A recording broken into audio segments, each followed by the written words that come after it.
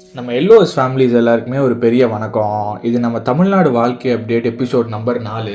காலையில எந்திரிச்சு முக்கியமான வேலை ஒன்று இருந்துச்சு. அதை முடிச்சுட்டு சரி நம்ம இவ்வளோ நேரம் தூங்குனதில் கண்டிப்பாக நம்ம பாடி டீஹைட்ரேஷன் ஆயிருக்கும் அப்படின்னு சொல்லிட்டு ஹைட்ரேஷன் மோட ஆக்டிவேட் பண்ணிவிட்டு கொஞ்ச நேரம் உட்காந்துருந்தேன்.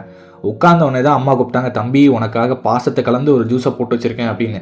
ரைட்டு, அந்த ஜூஸை போய் குடிச்சிட்டு வந்துடுவோம் அப்படின்னு சொல்லிட்டு குடிக்க போனால் என்னம்மா ஜூஸ் அப்படின்னு கேட்டால் ஏபிசின்னாங்க. ரைட்டு, இதெல்லாம் குடிச்சு ரொம்ப நாளாச்சு அப்படின்னு சொல்லிட்டு கொஞ்ச நேரம் பேசிக்கிட்டே அவங்களோட குடிச்சு முடிச்சுட்டு ஸ்ட்ரைட்டாக ஜூட்டு விட்டேன். எங்கே அப்படின்னு பார்த்தீங்கன்னா மொட்டை மாடிக்கு தான். எதுக்கு தம்பி மொட்டை மாடிக்கு அப்படின்னா, கொஞ்சம் ஸ்ட்ரெச்சஸு வார்ம் அப்லாம் பண்ணலாம் அப்படின்னா. எதுக்கு திடீர்னு அப்படின்னு கேட்டிங்கன்னா, அடுத்த 90 கால் நம்ம வந்து கடினமாக இருக்க போகிறோம். அந்த 90 நாட்களில் நம்மளுக்கு எதுவும் ஆகக்கூடாது. அந்த ஸ்ட்ரெச்சப்ஸ் எல்லாம் ரைட்டு கீழே வந்துட்டு நல்லா ஜில்லுன்னு தண்ணியை திறந்து விட்டு அதில் குழியில் போட்டு கரன்னு மண்டையும் தோற்றிட்டு கொஞ்ச நேரம் உட்காந்து புக்கு படிக்க ஆரம்பிச்சிட்டேன். தமிழ் மேலே பற்று அதிகம், அதனால தான்.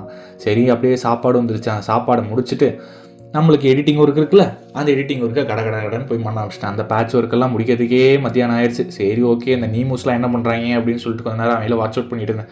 அவங்க என்னடா இவ்வளோ ஸ்லோவாக நீந்திட்டு இருந்தாங்க, தம்பி உங்களை பார்த்தா என்னோட வாழ்க்கையும் ஸ்லோவாக இருந்தா அப்படின்னு சொல்லிட்டு மேலே போயிட்டு இந்த காகங்கள் பறக்கிறதெல்லாம் பார்த்துட்டு இருந்தேன். சிட்டியில் எங்கேயா இதெல்லாம் பார்க்க முடியுது, வில்லேஜுக்கு வந்தால் இந்த மாதிரிலாம் ஜாலியாக பார்க்க முடியுது. ஓகேன்னு சொல்லிட்டு கீழே வந்து சாமிக்கு ஒரு கும்பிட போட்டுட்டு கொஞ்ச நேரம் அப்படியே ரோட்டில் தனியாக நடந்து போயிட்டுருந்தேன். இன்றைக்கி வர நம்ம ஃப்ரெண்ட்ஸ் வேறு யாருமே இல்லையா, அதான் தனியாக நடந்து போயிட்டுருந்தேன். ரைட்டு, இது நம்மளுக்கு வேலைக்கு ஆகும்னு சொல்லிட்டு வண்டி எடுத்துகிட்டு கொஞ்ச நேரம் வெளில போய்ட்டு வந்தால் நம்ம மைண்டு சேஞ்ச் ஆகும் அப்படின்னு சொல்லிட்டு போனதான் எஸ்எம் பேக்கரி. மணிக்கு வீடியோ எடுக்க மறந்துட்டேன், அண்ணன்ட்ட பேச்சு கொடுத்துட்டு இருந்ததில்ல. வர வழியில் ட்ரெயின் பார்த்தேங்க. இந்த குட்ஸ் ட்ரெயின்லாம் பார்த்து ரொம்ப நாள் ஆச்சு. சரி அதை ஒரு வாட்ச் அவுட் பண்ணிட்டு வீட்டுக்கு வந்து சாப்பிட்டு முடிச்சுட்டு பைசன் படத்தை பார்த்து இந்த டேவை முடிச்சுக்கிறேன். தொடர்பில் இருக்கவும்.